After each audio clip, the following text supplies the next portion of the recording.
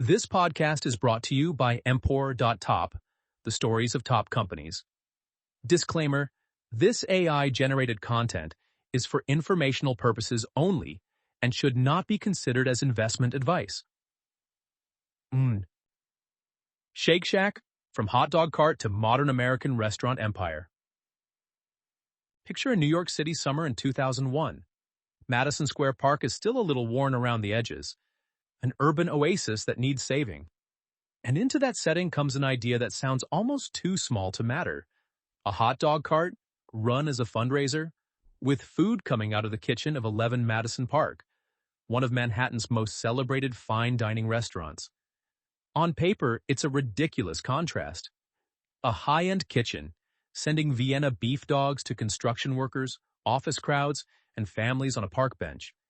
But in real life, something strange happens. People line up. They don't just grab a hot dog and move on. They wait. And within a few years, that simple cart becomes the spark for something far bigger. Shake Shack, now a publicly traded company with roughly $1.3 billion in annual revenue, 371 locations in the U.S., and more than 200 more across 25 countries. Today, Shake Shack trades under the ticker SHAK.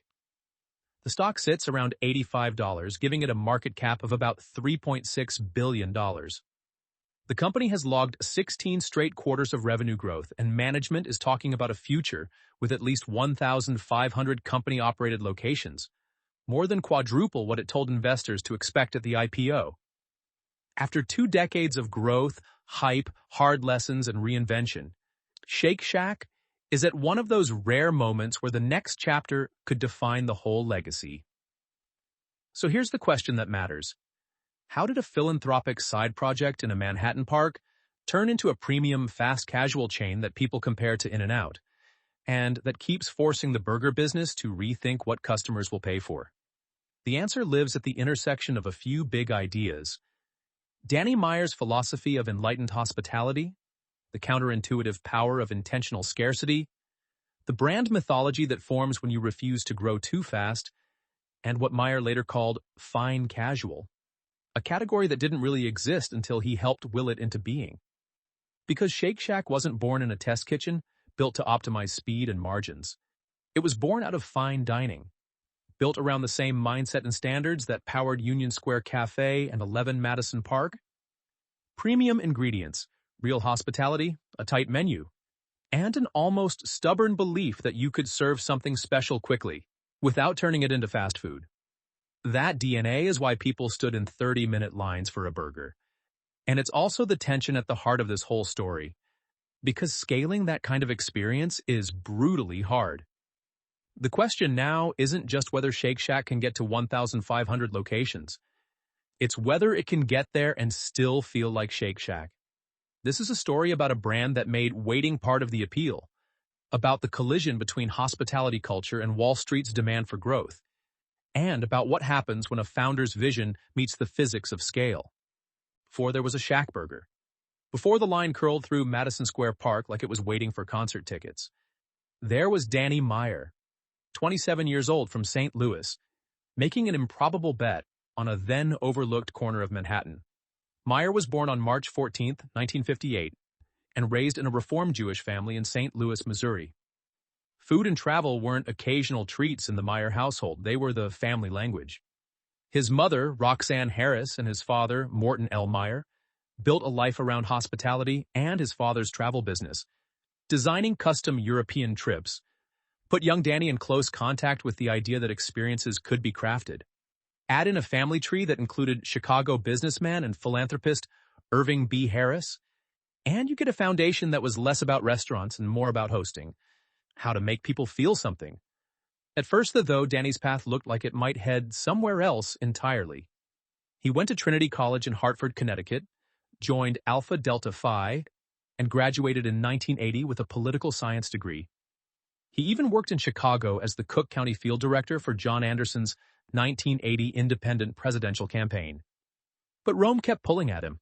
During college, he worked for his father as a tour guide there and later returned to study international politics. And it was in Italy, less in a classroom, more at tables, that the future clicked into place.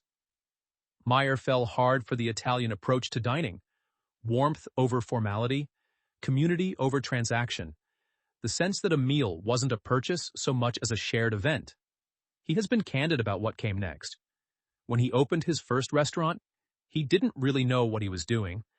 What he did have was an unusual willingness to learn in public, adjusting fast, obsessing over the details, and getting better every day. In 1985, at 27, he opened Union Square Cafe. It wasn't just a new restaurant. It was a new kind of New York restaurant. It took cues from the Union Square Green Market, leaned into great local ingredients, and paired them with a dining room that felt contemporary, welcoming, and alive. People didn't just come to eat. They came because they liked how the place made them feel. That feeling became the real product. Union Square Hospitality Group, USHG, started stacking wins in a way that's rare in any city, let alone New York. In the Zagat Guide, USHG restaurants consistently ranked among the most popular in the city, and Union Square Cafe itself held the hash 1.9 different times. That kind of repeat performance doesn't happen because you had one good chef or one great year. It happens when you've built a system, when you've figured out how to deliver an experience with consistency. Meyer eventually put a name to that system: Enlightened Hospitality. The ordering was the point, and it was controversial in an industry that often treated labor as a cost to minimize. His hierarchy was employees first, then guests, then community, then suppliers, and finally investors. In that order. The idea was almost disarmingly simple. Take great care of your team, and they'll take great care of guests. Happy guests come back, and the business gets healthier for everyone else downstream. As USHG grew, it did so deliberately. Gramercy Tavern opened in 1994 in a historic landmark building, bringing refined American dining into a space that still felt human and warm.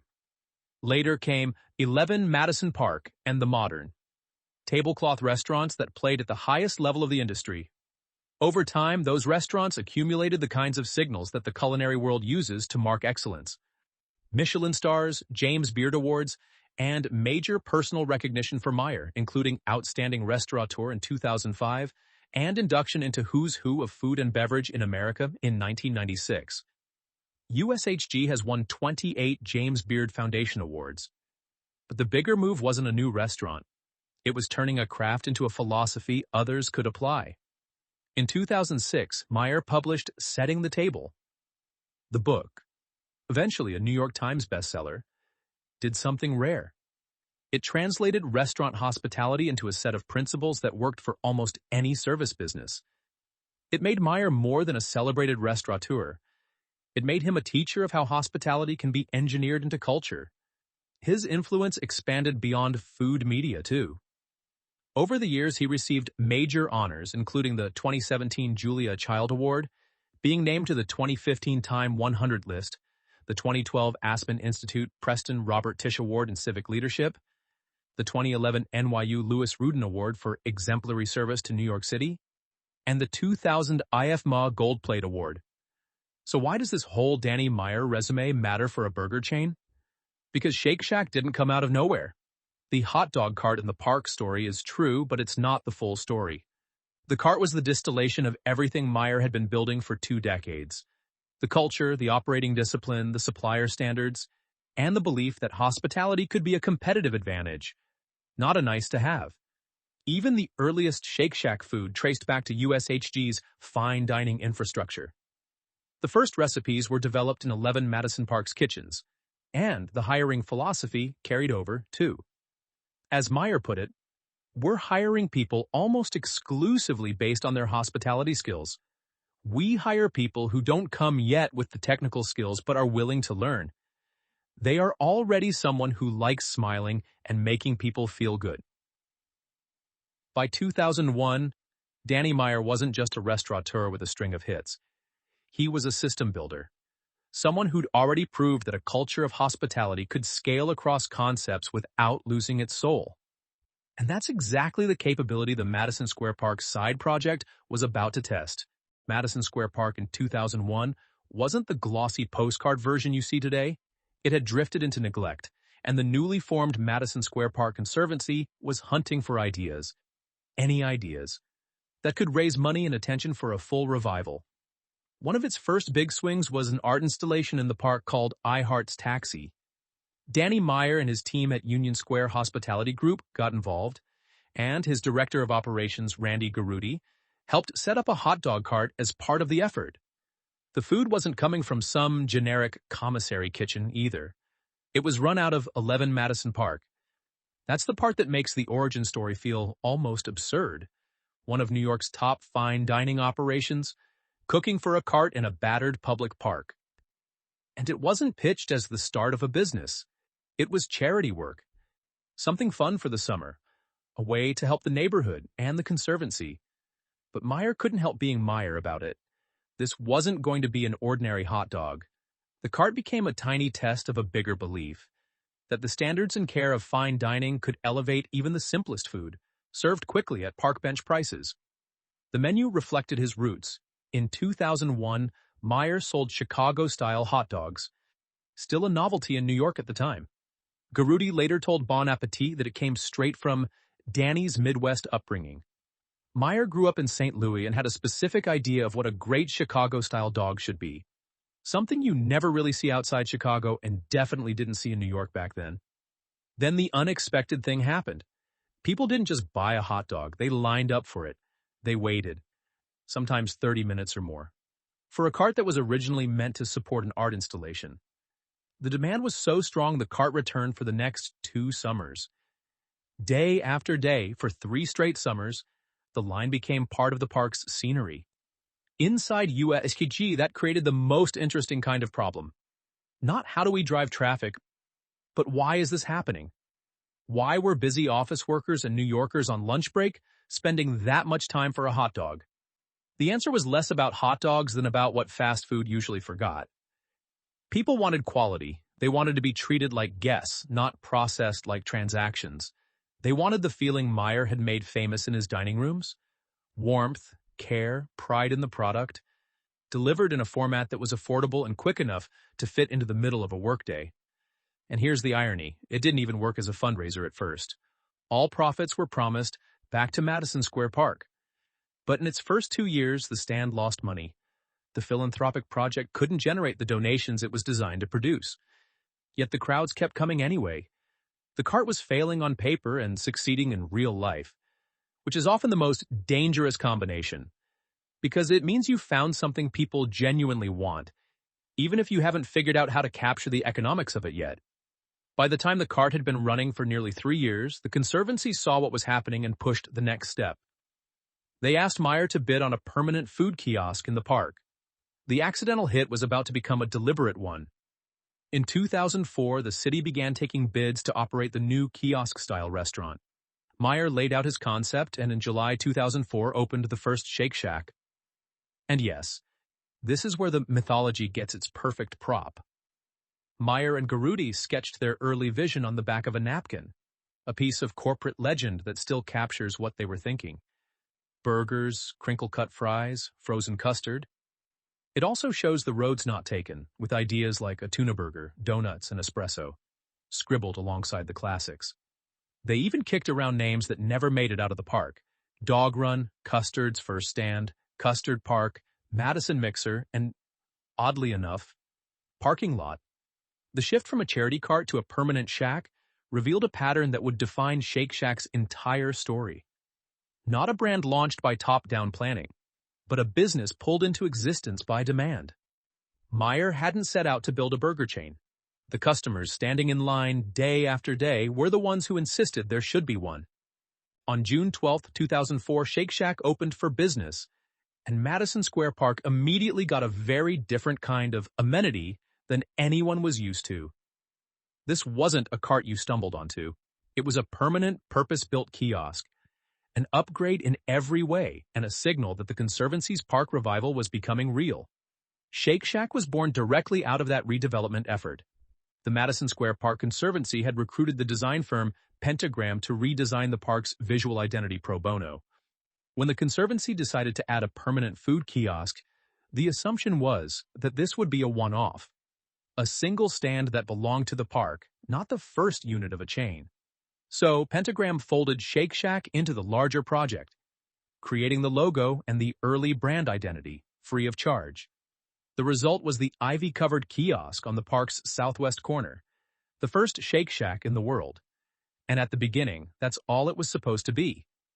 Not a rollout, not a category play, just a great little place in a great public space. Then opening day happened. Within half an hour, roughly 450 people were in line. It remains the longest line in Shake Shack history. By the afternoon, the stand had sold through its supply of about 1,000 burgers. New York didn't discover Shake Shack gradually. It showed up all at once. The menu quickly snapped into focus around the items that would define the brand: Shack burger, crinkle-cut fries, and frozen custard. The simplicity wasn't a lack of imagination. It was the strategy. Meyer wasn't trying to reinvent American comfort food so much as rescue it. He wanted to make these things taste even better than we remember them. Randy Garutti framed it even more bluntly. We wanted to look at everything fast food ruined over the last 60 years and just do it right. Doing it right meant starting with ingredients. And, just as importantly, with suppliers. One of the most consequential choices Shake Shack made early was beef. In 2004, Shake Shack began serving a custom burger blend from Pat LaFrida meat purveyors. It was a fine dining move in a park kiosk. The same butcher trusted by elite New York restaurants now supplying burgers to people eating on benches.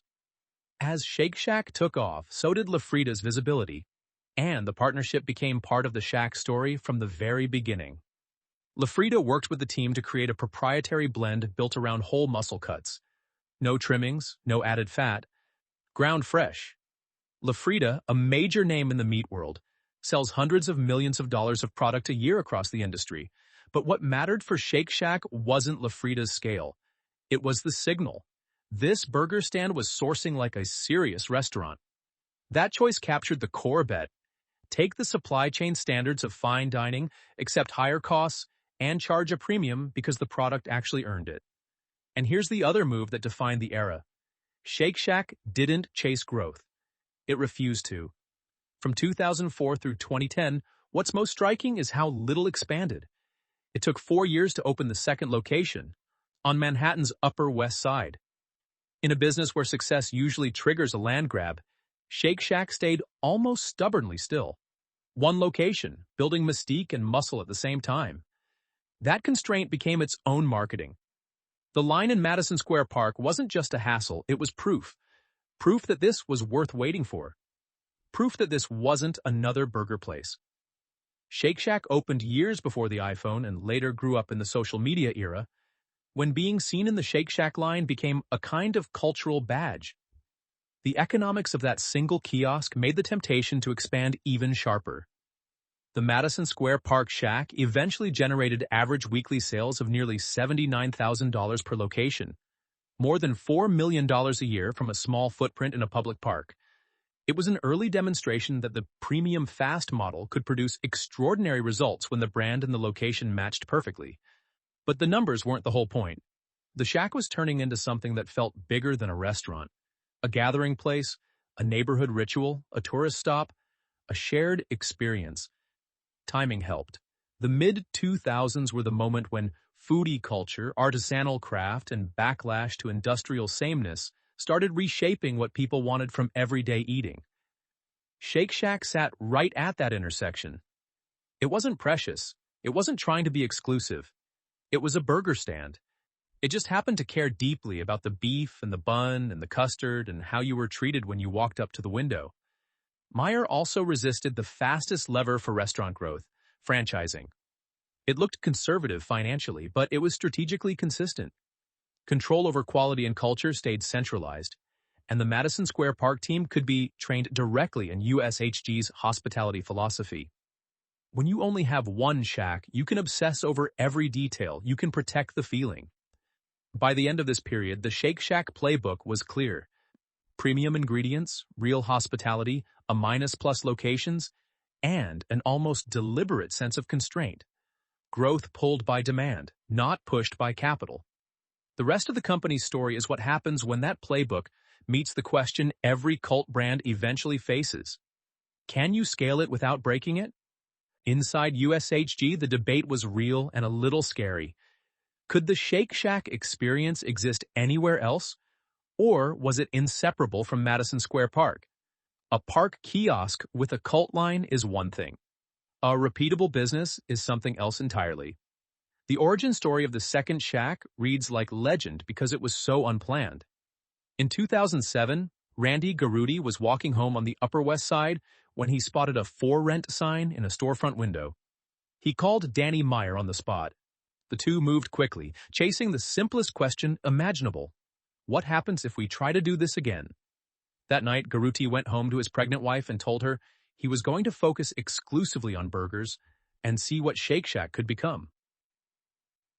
In 2008, as they built and opened the Upper West Side location, Garutti took over day-to-day leadership of the Shack.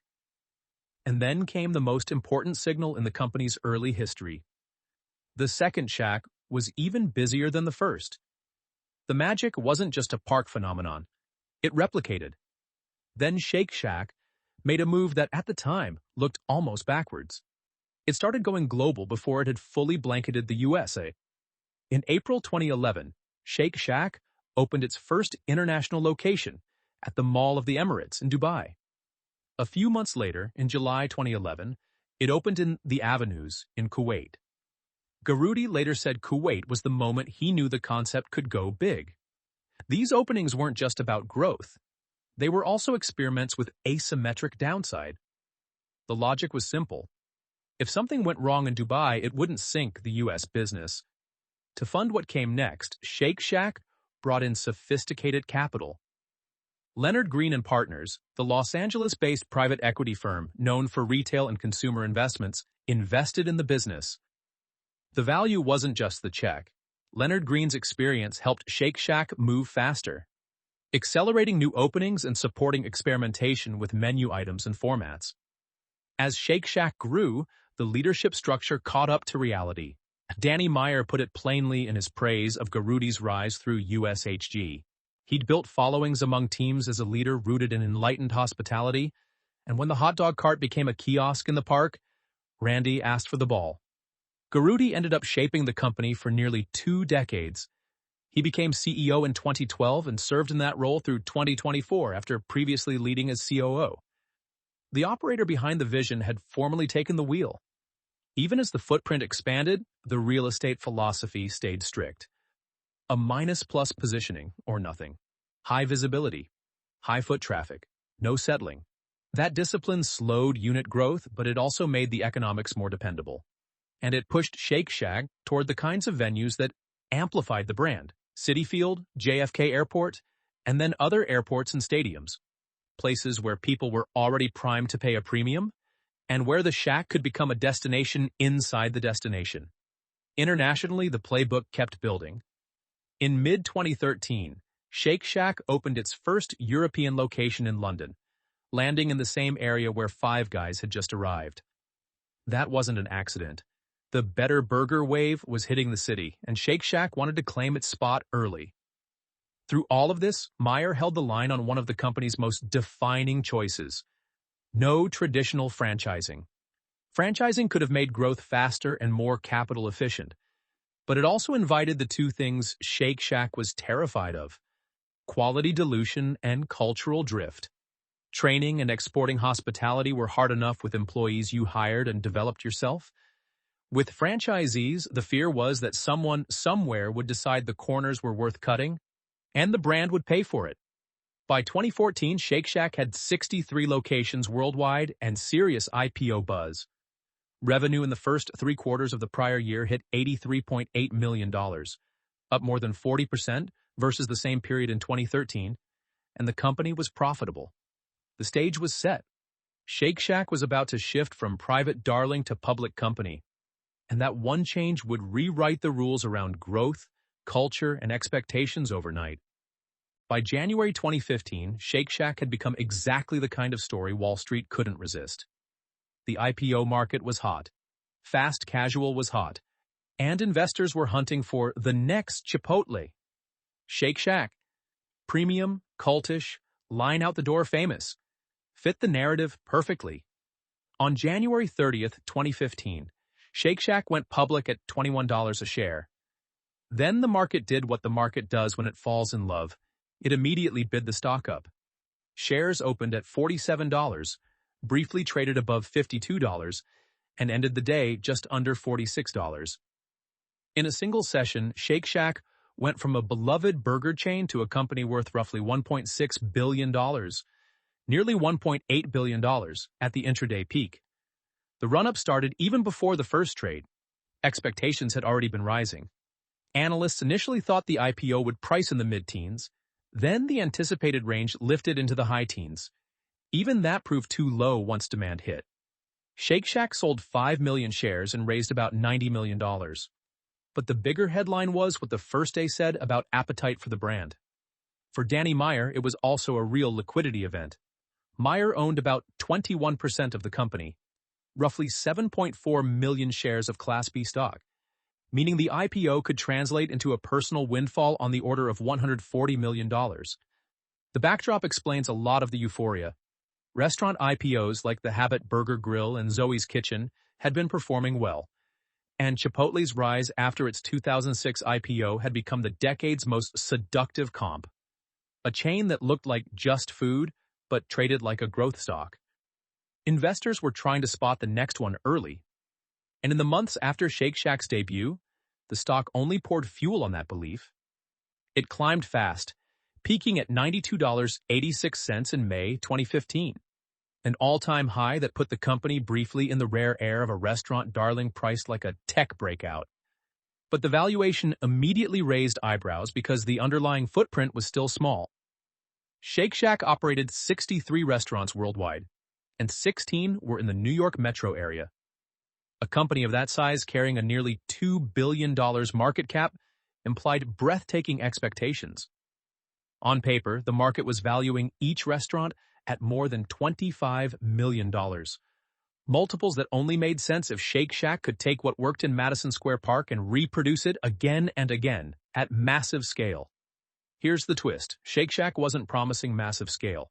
Management said it wanted to expand relatively slowly, targeting around 10 new U.S. locations per year, plus international growth. So, from day one, the core tension was set. Wall Street priced Shake Shack for hypergrowth. Shake Shack signaled measured expansion. So why go public so early? Expansion capital was part of it, but it wasn't the whole story. Meyer needed liquidity for Union Square Hospitality Group and for investors like Leonard Green.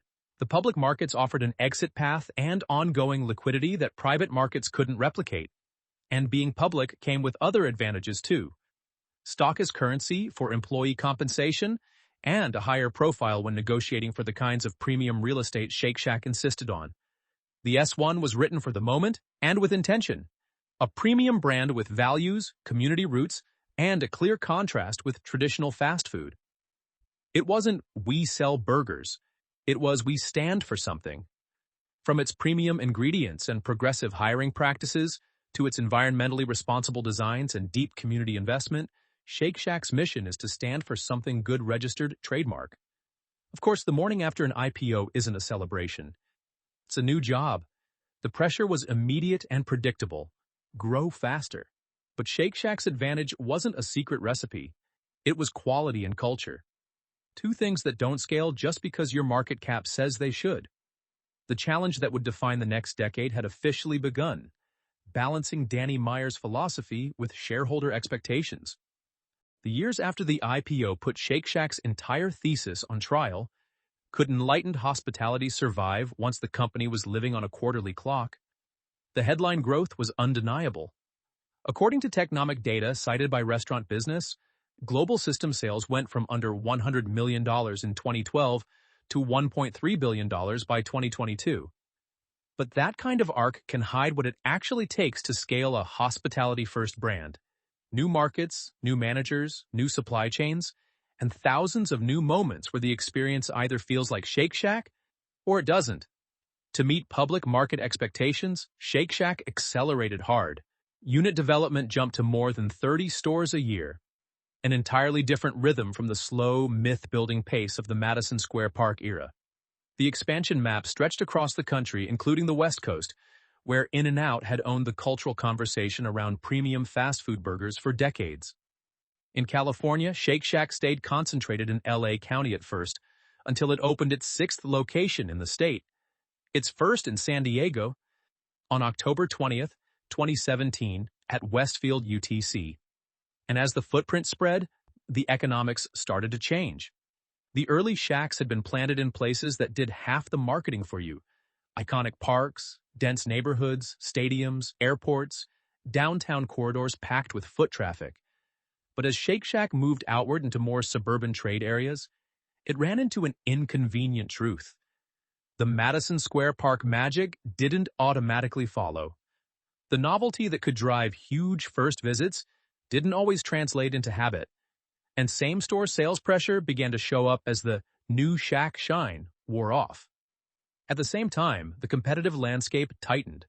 Five Guys was already a national force, built on customization and an aggressive franchising model. Culver's owned the Midwest with a devoted following.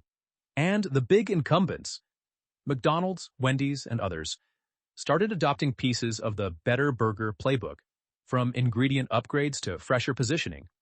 Shake Shack had gone public as a premium outlier. It was now competing in a world where premium was rapidly becoming table stakes. The company also leaned into technology, both as defense and as a new growth engine.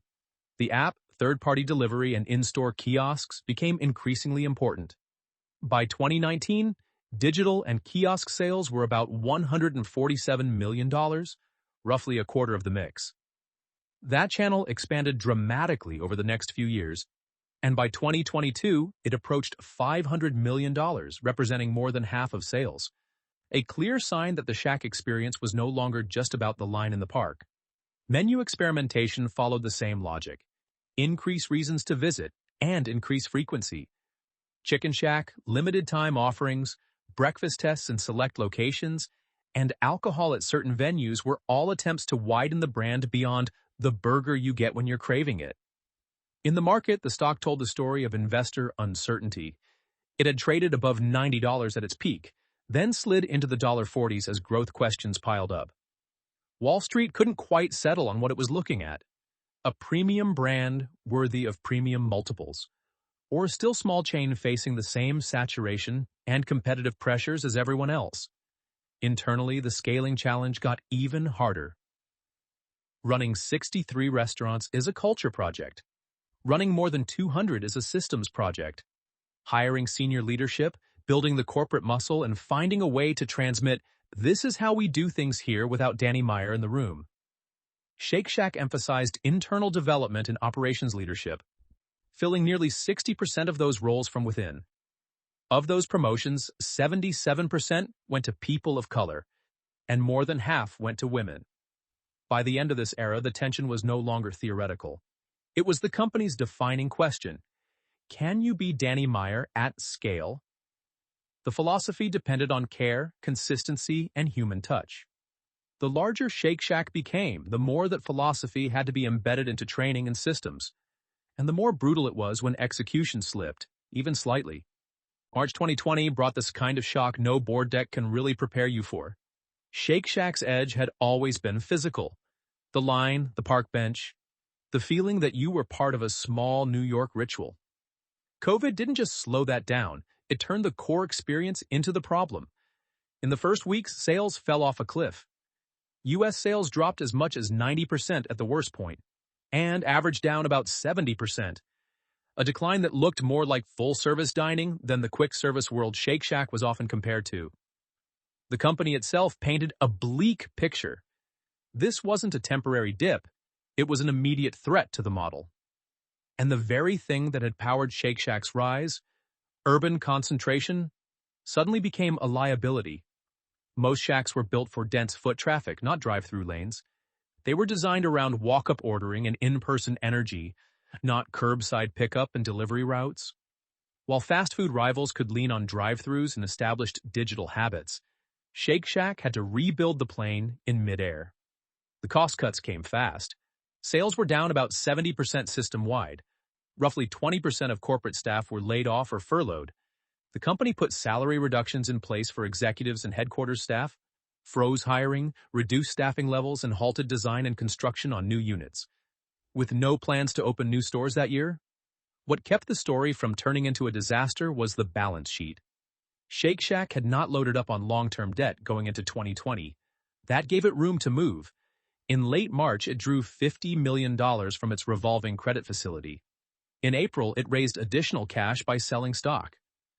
By the time the company reported first quarter 2020 results, management said it had $247 million in cash and equivalents, with just the revolver draw showing up as debt. On April 21, 2020, Shake Shack completed 2 equity sales, one for 233,467 Class A shares, raising $9.8 million, and an underwritten offering of 3,416,070 Class A shares, raising $135.9 million. Then came the operational pivot, rapid, broad, and for Shake Shack, unusually unromantic. The company ended its exclusive relationship with Grubhub and expanded delivery across more platforms, including Postmates, DoorDash, Caviar, and Uber Eats. It developed a new store format called SHAK, built around dedicated pickup areas and, crucially, a drive-thru. That drive-thru decision was the real philosophical break. For years, Shake Shack had resisted drive-thrus as incompatible with what the brand was about. COVID forced the company to revisit that assumption. The chain opened 3 drive-thrus and planned to reach as many as 10 by the end of 2022. Digital went from a nice-to-have to survival. In March 2020, digital sales were 23% of the business, a figure that, in context, underlined how dependent Shake Shack still was on the in-person experience. But the shift came quickly, and digital became a much larger share of how customers interacted with the brand. At the same time, the pandemic exposed a stark split between urban and suburban Shacks. Revenue at urban locations fell 57% versus a 38% decline in suburban restaurants. By July 2020, urban stores had recovered only modestly, still down 50%, while suburban locations improved more meaningfully, down 24%. One internal lens made the point even sharper. If you took the 126 restaurants in the comp base and removed the bottom 25 performers, nearly all urban, Shake Shack's April same-store sales versus 2019 improved from negative 15% to just under 3%. Former juggernauts like the Theater District and Herald Square Shacks, among the busiest the company had ever opened, were suddenly shadows of their old volumes. Still, the recovery did come. By fourth quarter 2021, same-store sales finally edged above 2019 levels, up 2.2% versus the comparable pre-pandemic period. And as the business stabilized, development restarted. Fast. In 2021, Shake Shack opened 36 new company-operated locations and 23 licensed ones, and it planned to open up to 50 units in 2022. 19 of the 2021 openings landed in the fourth quarter alone. In hindsight, COVID forced Shake Shack to do what it had been reluctant to do in normal times: diversify formats, embrace off-premise, and modernize operations at speed. The crisis was brutal, but it also compressed what might have been a decade of change into a matter of months. The Shake Shack that came out the other side of 2021 didn't just look a little different. It was operating on a new set of assumptions. The biggest one was also the most symbolic: drive-thrus. Once treated as incompatible with a park bench, community hangout brand, became central to the growth plan. The company leaned hard into the format. The first drive-thru opened in 2021, and by late 2022, the pace accelerated, with a wave of drive-thru openings clustered into the fourth quarter. Management's near-term goal was to reach roughly a few dozen drive-thrus by the end of 2023. And by the time of that push, the system still had only a handful open, an early sign of how much runway the format created. The opportunity was obvious. Drive-thrus unlocked the suburban and exurban corridors. Shake Shack historically couldn't serve well with its dense, walk-up playbook. The trade-off was cost. These boxes were more expensive to build, often in the $2.40 to $3 million range, meaning the company had to be right not just about the burger, but about throughput and repeat traffic. Then, the leadership baton passed. On May 20th, 2024, Shake Shack's board appointed Rob Lynch as CEO and a board member. Lynch came from Papa John's, where the company pointed to record global system-wide sales during his tenure. Before that, he was president of Arby's, overseeing operations, marketing, culinary, development, and digital transformation across thousands of restaurants in multiple countries. It was a clear signal about what the next chapter needed. In his first earnings call as CEO, Lynch framed the mission in simple terms. Shake Shack doesn't struggle to get first-time visits. The job now is to become a more frequent choice, without cheapening what made the brand special in the first place. The barriers, in his view, were practical and solvable. Speed of service and value perception. As Lynch put it, the team was working on both evolving menu strategy and limited-time offerings, and rethinking how the brand positions things across the menu and revenue model to improve value perception, while insisting they wouldn't degrade product quality or the experience. Underneath that was a bigger ambition. The scale story changed. Shake Shack updated its long-term outlook and said it now saw the potential for at least 1,500 company-operated Shacks over time.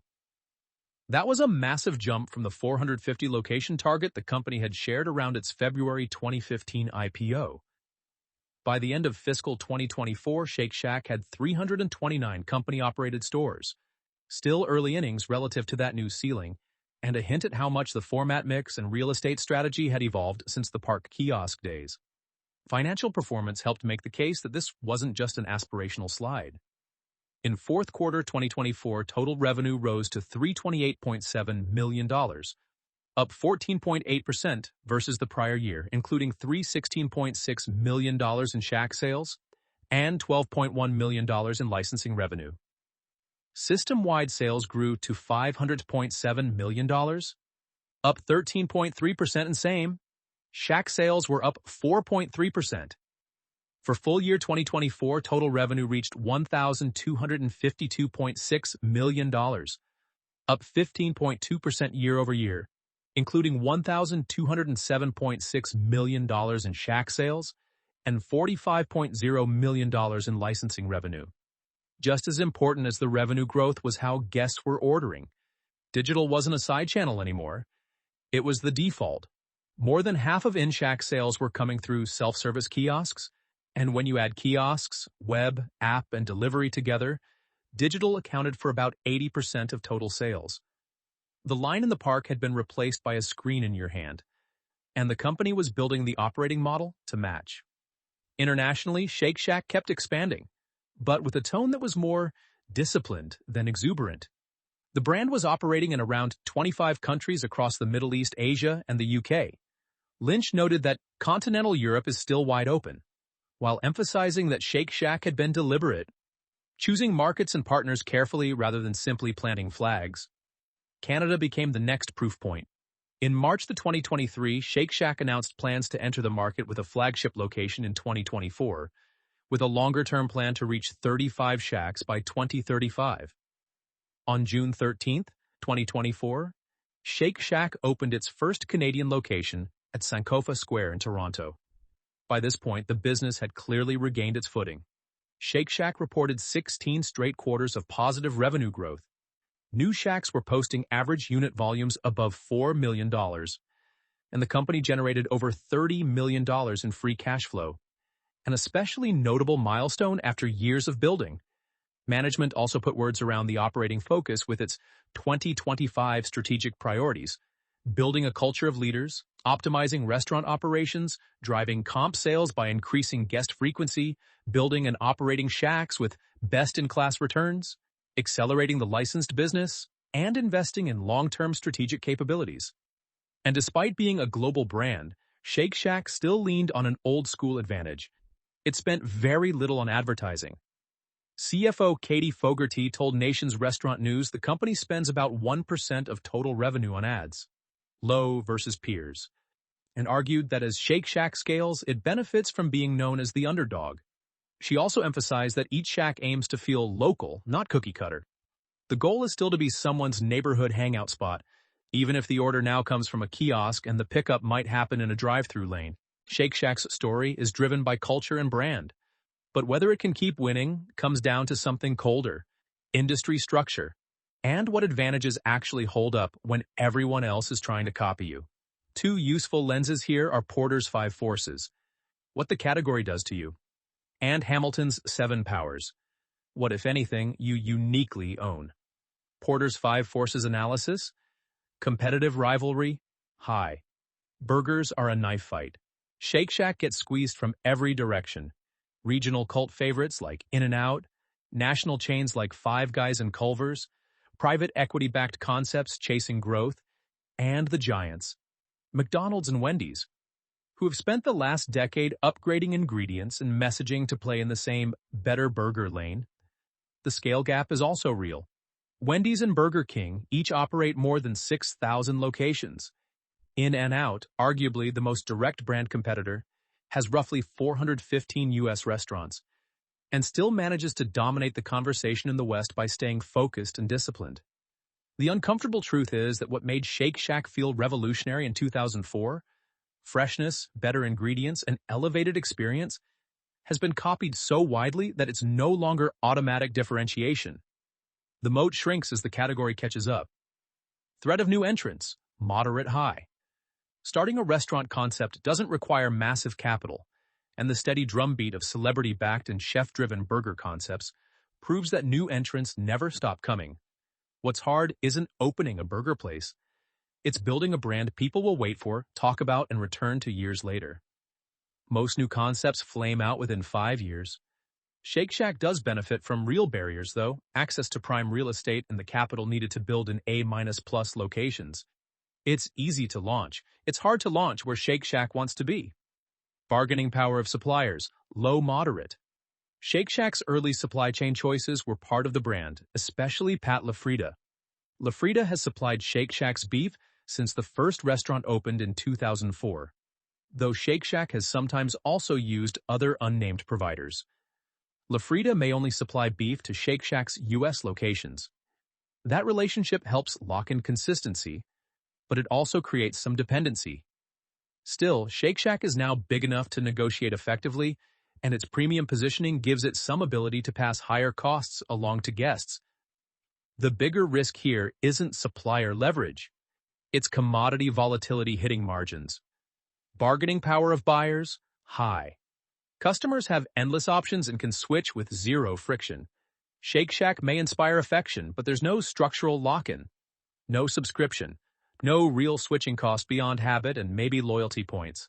Delivery platforms tilt the table even further toward consumers in the apps, making it easier to compare, swap, and abandon brands on a whim. Threat of substitutes, very high. In food, everything is a substitute for everything else. That includes not just other burger chains, but every nearby restaurant, meal kits, home cooking, and the sprawling universe of delivery-only concepts. Longer-term health trends that push consumers away from red meat and fried food create headwinds. And in recessions, premium burgers are exactly the kind of little luxury people reassess, either trading down or eating at home. Hamilton's 7 powers analysis. 1. Scale economies. Weak. Shake Shack gets some purchasing leverage as it grows, but not the kind that changes the game. Labor and rent are local. Real estate is negotiated one deal at a time. And Shake Shack will never outscale a McDonald's with tens of thousands of restaurants. 2. Network effects. None. This is a classic linear business. More Shacks don't inherently make each Shack more valuable to customers in the way a marketplace or social network does. There's no demand-side flywheel. 3.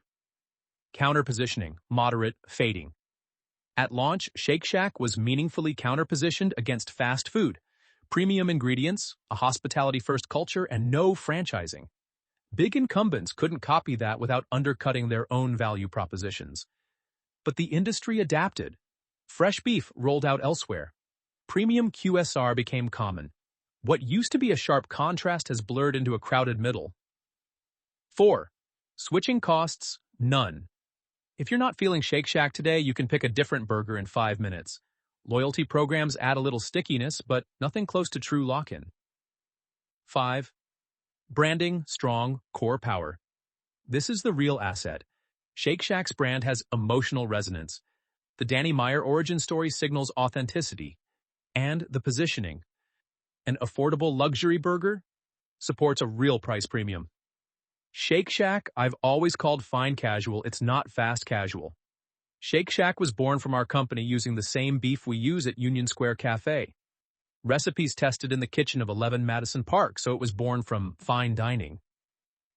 That said, brand power isn't uniform everywhere. It's weaker on the West Coast where In-N-Out has near religious loyalty, and stronger in the Northeast and in international markets where the New York origin story carries extra cultural weight. 6. Cornered resource. Weak moderate. Meyer's hospitality ethos and USHG's cultural DNA are valuable, but not uncapable. Prime real estate can be an advantage, but competitors can pursue the same corners. And there are no patents or true trade secrets here. A premium burger blend can be approximated. 7. Process power. Moderate. Shake Shack does have process power in the form of training and operating systems rooted in Enlightened Hospitality. The idea became a cultural engine. Employees stepping up for hard tasks, learning quickly, and reinforcing the service mindset that made the brand feel different. The challenge is that process power is hardest to defend at scale. Keeping it intact across 500-plus locations, and eventually 1,500, is brutally difficult, especially when competitors can observe and imitate what's visible. Overall power assessment. Shake Shack's main durable advantage is brand, but it comes with constraints. It's geographically uneven. It's easier for competitors to imitate the product than the mythology, and it can be diluted if growth outpaces execution. The core challenge now is converting brand equity into a true economic moat. That requires operational excellence at a scale Shake Shack is still in the process of proving it can sustain. The bull case. The optimistic thesis rests on a few simple ideas. Shake Shack has a premium brand people will pay for. It now has a format that can reach far more of America, and it's built a machine, digital, operational, and cultural, that can support a much bigger footprint. Premium brand with pricing power. In an inflationary environment, the brands that matter are the ones that can raise prices without breaking demand. Shake Shack has shown it can do that because a meaningful slice of customers still treat it as worth it. A premium experience in a category where most options blur together. Drive-through format unlocks. Expansion. The pandemic-era pivot to drive-thrus didn't just add convenience. It opened up suburban and exurban markets that the original walk-up city playbook couldn't serve well. The company has been refining the format in real time, learning where traffic is strongest, where brand awareness is highest, and even how much dining room it actually needs. As management put it, we think we can continue to build a drive-thru that's really distinct and exciting in the industry. International white space. International results move with local macro conditions, especially in Asia and the Middle East. But the broader point is that Shake Shack still has plenty of new markets to enter. Newer moves like Canada, and talk of markets such as Mexico, point to continued runway. And because international growth is largely licensed, Shake Shack can expand brand reach without carrying the full capital burden. Digital transformation. Improving unit economics. With roughly 80% of sales now flowing through digital channels, Shake Shack has more levers than it used to. Digital ordering can improve labor efficiency, reduce friction in the guest experience, and generate better customer data. Fuel for smarter marketing and potentially better margins. Under-penetrated. Relative to addressable market, Rob Lynch has been explicit about the opportunity. We believe that we are just getting started and see an ample runway for growth ahead. With 329 company-operated locations today and a stated long-term goal of 1,500, the bull case is essentially a white space story. If Shake Shack can keep the experience consistent, it has a lot of country left to fill in. Leadership team battle-tested. The company made it through COVID, which forced rapid adaptation and exposed weaknesses fast. And now it has a new CEO who has operated at scale elsewhere with experience from Papa John's and Arby's. Brands built around throughput consistency, and repeat frequency. The bear case. The skeptical thesis is equally straightforward. This is a brutally competitive category. Shake Shack doesn't have an unassailable moat, and scaling premium is where restaurant brands go to die. No sustainable competitive advantage. Burgers are easy to copy. Premium ingredients can be matched. Hospitality culture is hard to replicate, and even harder to maintain as you stretch across hundreds, then thousands of units. Meanwhile, many regional competitors have deeper local loyalty than Shake Shack can easily win. Unit economics under pressure. Margins get squeezed from both sides. Input costs like beef rise while competitors push aggressive pricing and promotions. That's a tough environment to fund expansion, especially when new formats cost more to build. Same-store sales inconsistency. The key question is whether growth is coming from more people showing up or simply from higher pricing and customers trading up on the menu. In the quarter referenced here, same-store sales grew about 4%, but traffic was down 0.8%. A reminder that comp growth can look healthy while frequency quietly softens. Premium positioning, vulnerable in recession. When consumers feel pressure, they trade down.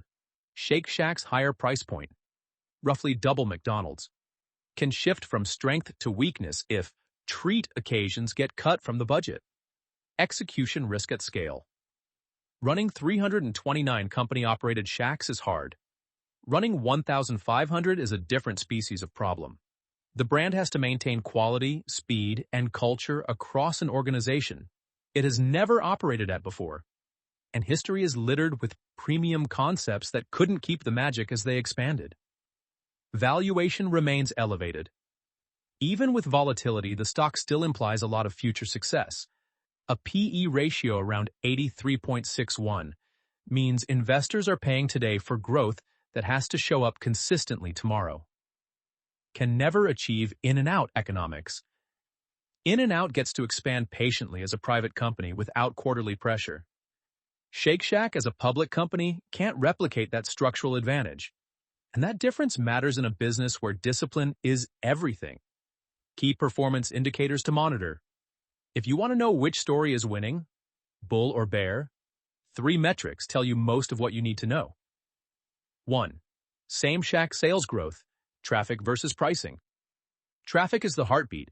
If traffic grows, it means frequency is improving, which is exactly what Lynch says he's focused on. Pricing-driven comps without traffic are more about testing elasticity than building demand. 2. New unit AUVs and payback periods.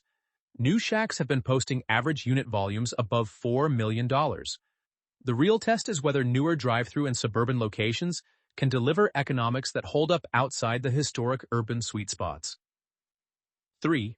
Restaurant-level profit margin. Management has indicated restaurant-level margins could potentially reach 22% in 2025. Whether margins actually move that direction will reveal if scale and digital efficiencies are taking hold, or if labor, rent, and commodity pressure are winning. The Shake Shack story leaves behind a playbook that's useful far beyond burgers. If you're building a brand, scaling operations, or deciding when to take outside capital, there are a few lessons here that keep repeating. Culture as competitive advantage. The idea that employees come first wasn't a slogan for Danny Meyer. It was the operating system. USHG's evolution from a handful of restaurants into a multifaceted hospitality organization was built on that ordering. Meyer's Enlightened Hospitality hierarchy. Employees first, then guests, then community, then suppliers, and finally investors. Created an employee experience that could reliably produce a customer experience people talked about. The takeaway is simple. Culture isn't soft, it's strategic. The harder question is the one Shake Shack has spent 20 years testing in public. Can you scale it, or does it inevitably thin out? Intentional scarcity as strategy? Shake Shack stayed a one-location phenomenon for years before it opened a second Shack. In an era where success usually triggers a land grab, that patience compounded brand equity. The Madison Square Park line became marketing you didn't have to buy, and constraint made the product feel rarer, and therefore more desirable. Premium positioning in commoditized categories. For decades, the burger business trained consumers to expect cheap and fast. Shake Shack proved there was room. real room, for a premium tier if you delivered on quality and experience. The lesson is that commoditized category is often just shorthand for we're not differentiating. There's almost always a segment of customers willing to pay more for something they can feel. The line as marketing. Long waits should be a problem. For Shake Shack, they became part of the signal. A visible line communicated instantly that this was the place worth choosing. Later, social media turned that signal into a loop. People posted the line because it meant something, and the posting made the line longer. The takeaway, sometimes the constraint, is the feature. Real estate as strategy. Shake Shack treated site selection like brand building, not just unit economics. A minus-plus locations, parks, high-traffic streets, airports, stadiums, didn't merely generate sales. They reinforced what the brand stood for. A shack in a premier spot feels like a destination. A shack in a forgettable strip mall feels like just another chain. Location is positioning. Anti-franchise model. Shake Shack's decision to avoid traditional franchising made growth slower and less capital efficient, but it protected quality and culture. That trade-off was the point. The lesson isn't never franchise. It's that not every growth lever is worth pulling, because some levers accelerate you toward a version of the company you don't actually want to become. Public market pressures. The IPO rewired the incentives overnight. Quarter-by-quarter expectations don't care about brand mythology, training time, or the patience it takes to find the right corner. The lesson for founders is straightforward. Going public isn't free money. It's agreeing to a growth trajectory that may collide with the way you built your brand in the first place. Crisis as catalyst. COVID forced Shake Shack to embrace changes it had resisted. Drive-thrus, digital-first behavior, and new formats built for off-premise. The lesson is that shocks can compress years of internal debate into months of action. Sometimes the crisis doesn't invent the next strategy. It just removes the option of waiting. Founder-operator dynamics.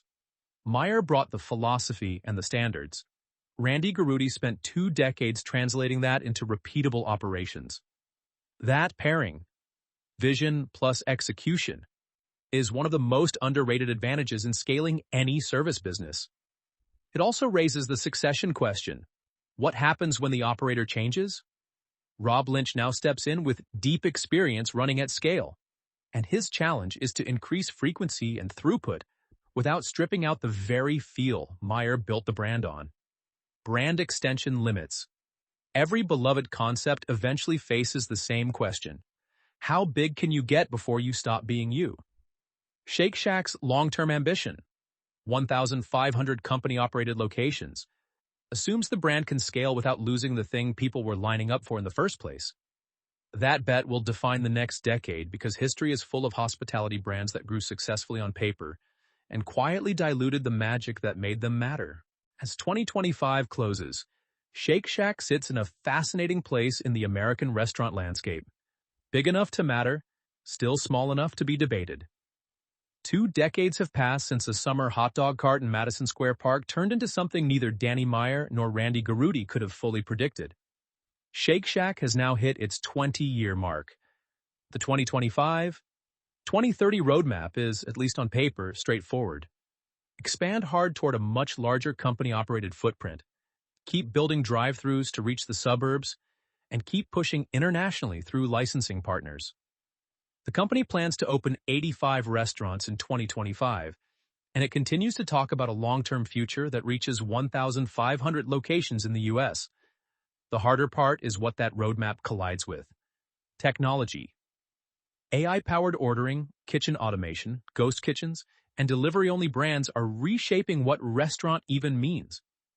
Shake Shack is investing in automation and predictive systems, but the thing that made the brand feel different, hospitality, has traditionally lived in the human moments, not in the software. At the same time, sustainability and values-driven dining keep rising in importance, especially for younger customers. Shake Shacks stand for something good. Positioning fits the moment, but as the company scales, the only version that matters is the one that holds up in execution. Real environmental and social choices consistently applied, rather than values as marketing copy. Then there's the question that always follows a beloved public company in a brutal industry. Does someone buy it? A strategic acquirer? A private equity roll-up? Even a take-private scenario that trades quarterly pressure for long-term investment? None of this appears imminent, but it also isn't fantasy. Shake Shack has the kind of brand that makes people run the thought experiment. Danny Meyer remains chairman of the board of Shake Shack, NYSE SHAK, and Union Square Hospitality Group. His presence still acts as cultural glue.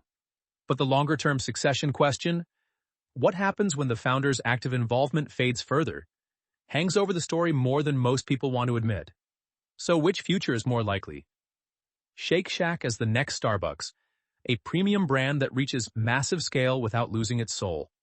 Or Shake Shack as a cautionary tale, a hospitality-first culture thinned out by operational complexity and growth ambition. The tension between those two outcomes will define the next chapter. And that's what makes this story feel quintessentially American. It's the improbability of it. A charity hot dog cart becoming a billion-dollar enterprise? It's the aspiration of it. Taking the humble burger and making it feel like something you'd wait in line for. And it's the eternal trade-off at the heart of American business. Craft versus scale. Art versus efficiency. Doing it right versus doing it fast. The biggest surprise in researching this story was how much of Shake Shack's early success came from constraint. In an era that worships growth, the company's patient first decade, one location for 4 years, feels almost radical. The line wasn't just tolerated. It became the message. Scarcity turned into mythology. The biggest open question is the one we may have been too quick to assume away. Can hospitality culture actually survive scale? The jury is still out. At 329 company-operated locations, the USHG DNA is stretched, but it's still recognizable. At 1,500, the math gets unforgiving. Training systems, regional leadership, and the ability to transmit "this is how we do things here" will be tested in ways the Madison Square Park era never had to confront. The Shake Shack story is still being written. What began as Danny Meyer's gift to Madison Square Park became a publicly traded company that changed how America thinks about the modern burger. Whether it can keep its soul while chasing the growth curve, public markets demand remains the central drama and the central investment question for the decade ahead. This podcast is brought to you by Empor.top, the stories of top companies. Disclaimer: this AI-generated content is for informational purposes only and should not be considered as investment advice.